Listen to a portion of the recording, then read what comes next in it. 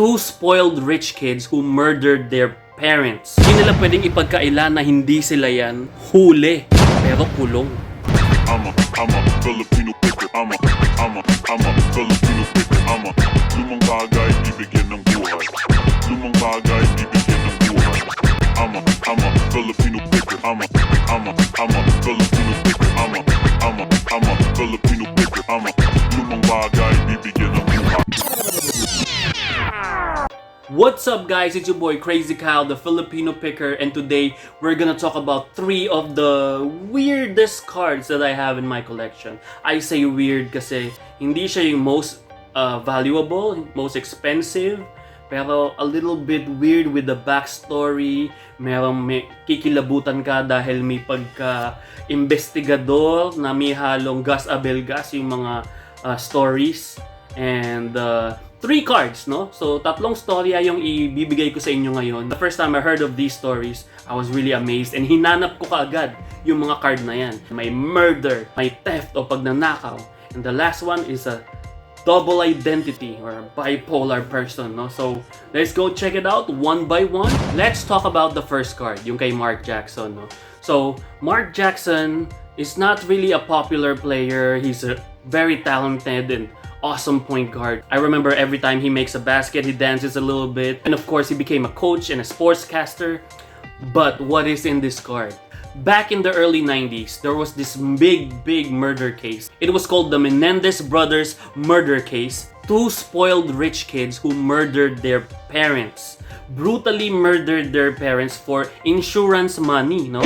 Which they will surely inherit once their parents are gone. After they did this heinous crime, they went on a lavish shopping spree. They bought cars, they bought expensive cars, they bought Rolexes, they even bought a restaurant. And one thing that they did that is really gonna give you chills down your spine is that they bought 2 very expensive courtside tickets. Di ba yung mga courtside tickets sa mga NBA games usually? Ang mamahal niyan, ang mga nakaka-afford niyan, sina Jay-Z, Beyonce, sina Drake, di ba? Mga politicians and celebrities. Pero these 2 young kids were able to afford courtside tickets on a New York Knicks game in Madison Square Garden. Yun yung kainitan ni Patrick Ewing. So those tickets weren't no joke. And napakamalas nila dahil na-spot sila dito, oh. Right there at the back. They were spotted there doing exactly what the reports were saying, that they did have that shopping spree, no, na sinasabi na namili sila ng napakamamahaling mga bagay. Ayan sila, oh, chilling like a villain, literal, na chilling like a villain while watching the New York Knicks game habang kakapatay lang nila sa kanilang mga magulang. Normally, cards like this in dollars would cost around 10 cents lang back in the day dahil Mark Jackson is not really a high value player in terms of NBA cards, no? Pero when this card blew up, no? Yung eBay went crazy, it went up to $600, $200. Pero of course, right now, kumalma na, wala na siyang masyadong hype. So bumalik na siya sa normal price niya, kaya nakabili na tayo. I actually have 2 of these. Tinatabi ko kasi malay nyo, balang araw. Now let's talk about the second card. The second card is another 1990 NBA hoops card, kaya kung titignan nyo, halos pareho yung tsura, no? So, let's take a look at it. So, eto naman, kung yung kanina ay may halo ng murder mystery, no? This one naman is one of the biggest mysteries na may kinalaman ng theft or pagka-klepto ng isang tao during a game day, no? So, stare at it closely. May napapansin ba kayo? This was Valentine's Day 1990. Michael Jordan, Pippen, and the Bulls were on the road, no? And they're in Orlando. And of course, before the games, meron kayong shoot around, warm-ups, and everything. And during the warm-ups, it was reported that yung jersey ni Michael Jordan na number 23 na nakahang doon sa kanilang locker room ay nanakaw. So sobrang gulo dahil medyo superstitious si Michael Jordan when it comes to basketball. So pinahanap nila sa security and even the police joined the search. Pinahanap nila yung jersey. They even went to the crowd. Hinanap nila yung mga nakasuot ng Michael Jordan jersey. Baka meron doon nagsusuot ng, of course, yung original na game-worn jerseys. Iba yan sa mga binibenta sa mga stores, eh. They all failed, no? So, unfortunately, they only had 1 backup jersey, which is number 12. For those of you guys who don't know, he also wore number 12 but only for one game. May nagsabi naman na talagang ginawa lang yon para ma-distract si Michael Jordan. As a result, natalo ang Chicago Bulls ng first year team lang na Orlando Magic. So that speaks for itself, no? No need for further explanation. Let's go back at the card. So itong card na to, makikita nyo si Sam Vincent. It's not really about Sam Vincent, but fortunately for him, this card of his is very collectible because this is one of the few cards na makikita mo clearly na nagsuot si Michael Jordan ng number 12. Okay, and to top it off, the third card that we're gonna talk about today, sinabi ko diba, mga weird cards to. There's this one card of Johnny Kilroy. Kilala nyo ba si Johnny Kilroy? Legend says that he was better than LeBron James, better than Michael Jordan himself. And he wore a number 4 jersey sa Chicago Bulls. So how come we've never heard about it? How come we never seen him play with Pippen or Jordan? This is an Upper Deck 1994 card. Let me tell you the truth now. Of course, yung mga alam nyo na kung ano to. So, we're about to share this with the newbies. Lalo na yung mga nanonood ngayon na hindi nila alam kung sino ba to. Diba? So, Johnny Kilroy is also Michael Jordan. So, why did this happen? Actually, it's very easy to understand. They were marketing a commercial or a Super Bowl ad. And binida nila si Michael Jordan, of course.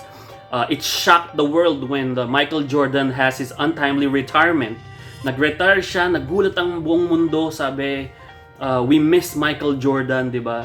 So parang nagpasabik lang yung Nike, of course, and the Upper Deck na baka magbabalik si Jordan. May mga chismis or actually, wala pang Facebook noon eh. So nagka-chismis, commercial featuring Steve Martin, the comedian. So, yung host pa lang, comedian. So, alam mo na that it's just a joke.